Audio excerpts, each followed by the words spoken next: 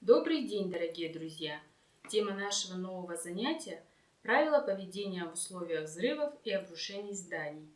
Взрывы в домах в современном мире становятся, к сожалению, частью обычной жизни. Наиболее частая причина этого – опасное поведение самих граждан. Это использование зажженной спички при проверке утечки газа, использование в быту взрывчатых веществ и устройств. Опасен не только сам взрыв, но и его последствия, так как в результате происходит обрушение дома, гибнут и получают ранения люди. Причем для многих это происходит неожиданно. Беда застает их там, где они находятся. Взрыв – это освобождение большого количества энергии в ограниченном объеме за короткий промежуток времени с возникновением ударной волны. Быстротечность процесса не позволяет предпринять какие-либо реальные действия по спасению. Основное внимание должно уделяться профилактике взрывов, оказанию первой помощи, предотвращению возникновения паники, ликвидации последствий. Что нужно делать, если в вашем или соседней квартире случился взрыв? Спокойно оцените обстановку. Отключите электричество, газ, перекройте воду. Посмотрите, не пострадал ли кто-нибудь рядом с вами, кому из людей нужна помощь. Сообщите о случившемся в экстренную службу. С сотового телефона это 101, 102, 103, 104 или по единому номеру 112. Звонок во все экстренные службы является бесплатным. Не пользуйтесь лестницей, а тем более лифтом, чтобы покинуть здание и выйти на улицу. Они могли получить серьезные повреждения, и это может стать очень опасным. В случае необходимой эвакуации возьмите документы и предметы первой необходимости. Продвигайтесь осторожно, не трогайте поврежденные конструкции и оголившиеся провода. Запомните, что в разрушенном или поврежденном помещении нельзя пользоваться открытым пламенем, спичками, зажигалками, из-за опасности взрыва скопившихся газов. При задымлении защитите органы дыхания смоченным платком или полотенцем. Покидайте здание только в случае начавшегося пожара, угрозы обрушения конструкции здания. Если такой угрозы нет, нужно устроиться в надежном месте, подальше от окон, неустойчивых предметов мебели и ждать спасателей. Не паниковать.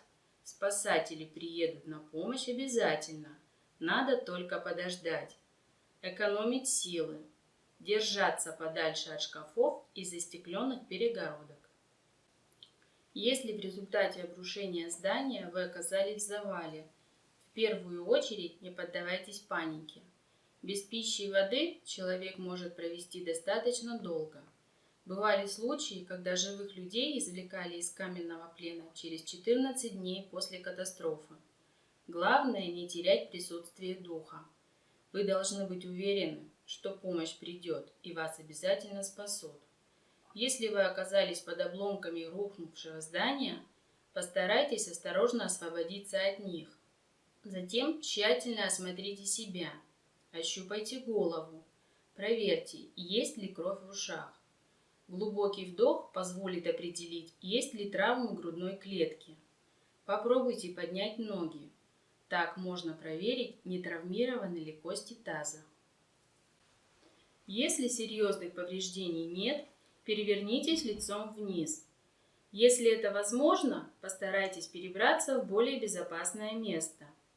Таким местом может быть угол завала с целыми надежными плитами.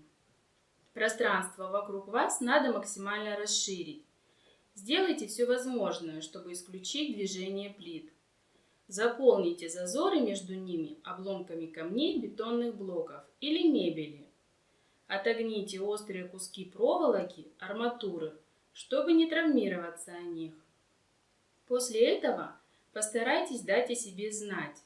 Для этого не обязательно кричать. Кругом много пыли. Да и силы вам еще понадобятся. Достаточно начать ритмично стучать металлическими предметами друг от друга, например, наручными часами по арматуре или трубам. Металлический стук очень хорошо слышен и далеко разносится по завалу. Даже если вы не услышали сразу ответного окрика, не впадайте в отчаяние. Спасатели регулярно прослушивают завалы, вас обязательно обнаружат и спасут.